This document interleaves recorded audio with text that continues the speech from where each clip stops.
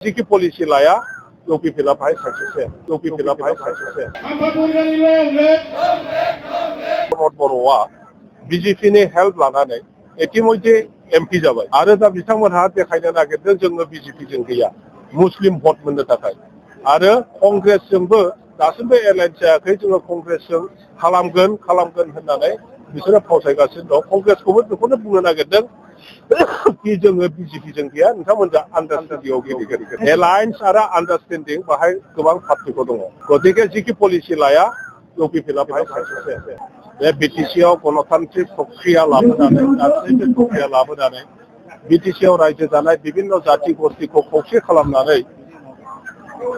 जौगानायनि खामानि मावनो थाखाय जोङो बिपिएफ दोलोखौ जोंनो जादों दा गेजेर समाव माखासे खारनाव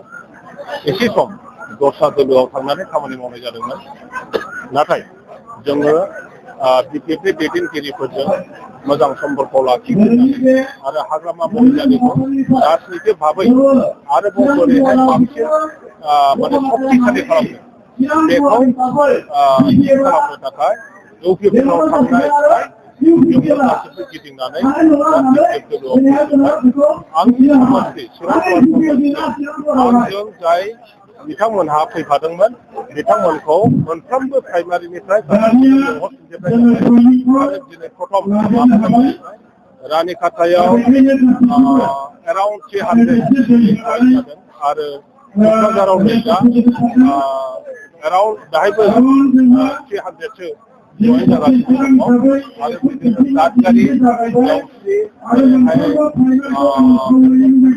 थाइखाजरा जेसेबां दङ गासिखौबो लाबोफिनजोबनाय जागोन आरो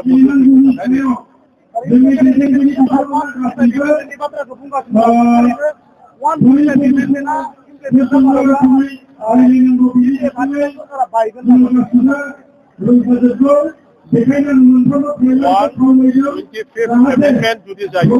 बेवहाय बिटिसि सरकार बायनायनि बेवहाय राज इनस्टिटिउट बिटिसिआव जिहेतु गैया सेक्रेटारियाव जिहेतु गैया बेखौ इमप्लिमेन्ट खालामनाय जागोन होननानै कनस्टिटिउसनाव एमेन्डमेन्ट लाबोदों आरो मोनसेया जाहैबाय बिटिसिआव 34टा समस्ति दङ बेखौ 60टा समस्ति बानायनायनि हयथ' एमेन्डमेन्ट लाबोगोन आरो बेबायदिनो माखासेया जाहैबाय अफिस अफ प्रफिटआ जाहैबाय बिटिसिआव सोरबाया मेम्बार जानानैबो एमएलएबो जानो हायो एमपिबो जाबावनो हायो मोननै पस्टआव थानायाव माखासेया जिहेतु अफिस अफ प्रफिट बे आयदा शेड्युलाव लागु जायाखै आरो मोनसेया जाहैबाय एन्टि डिफेक्शन डिफेक्शनाबो सिक्स शेड्युलाव गैया ओंखायनो बेफोरखौबो सिक्स शेड्युलावबो काउन्सिलावबो लागु जानांगौ होननानै दा 125th एमेन्डमेन्टआ जागोन बे एमेन्डमेन्ट जानायाव बिटिसि सरकारया माबायाव जुदि 60टा बानायनाय जायो समस्तिखौ 60टा समस्तिखौ रिडिलिमिटेड खालामनानै काउन्सिल इलेक्सना जेब्ला जागोन 2030 सनाव बे समावसो 2030 सनाव माने बे 60टा समस्तियाव इलेक्सन खालामनाय जादों बाहाय गभर्नमेन्ट बाया इन्टारिम काउन्सिल जाया दिनैनि दिनाव नोंथांबायदि सासे इउपिपिएलआव थांनानै नोंथाङा दिनैहाय इपिएफआव फैफेरबाय आरो नोंथांजों लोगोसे इपिपिएलनि माखासे लिडारफोराबो इपिएफआव ओंखारनानै फैबाय अब्ला इपिपिएलनि थासारिया माबायदि बिसोर माबा मोनसे गोहोम खोख्लैगोन इउपिपिएलआव मोनसे कंक्रिट आइडिया आरो पलिसि लानानै खामानि मावनाय आं नुवासै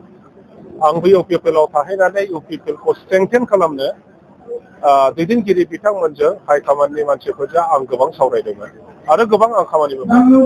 आं दा बेफोरखौ बुंला खिन्थु इउपिपिएलआव मोनसे कंक्रिट मोजां पलिसि लानानै खामानि मावनाय आं नुवाखै जोबोद गोनो गोथो कनफिउजिं जानानै दङ बिथांमोना दा नैबे इलेक्सनखौ बारहोनो थाखाय बिथांमोना जिखि पलिसि लाया बे पलिसिया साक्सेसफुल पलिसि जाया खारन दा नुनो मोनबाय जे प्रमद बर'आ बिजेपिनि हेल्प लानानै इतिमध्ये एमपि जाबाय आरो दा बिथांमोनहा देखायनो नागिरदों जोङो बिजेपिजों गैया मुस्लिम भट मोननो थाखाय आरो कंग्रेसजोंबो दासिमबो एलायन्स जायाखै जोङो कंग्रेसजों खालामगोन होननानै बिसोरो फावसायगासिनो दं कंग्रेसखौबो बेखौनो बुंनो नागिरदों कि जोङो बिजेपिजों गैया नोंथांमोनहा आन्डारस्टेन्डिंआव गेलेगोन एलायन्स आरो आन्डारस्टेन्डिं बाहाय गोबां पार्थक्य दङ गतिके जिखि पलिसि लाया इउपिपिएलआ बाहाय साक्सेस जाया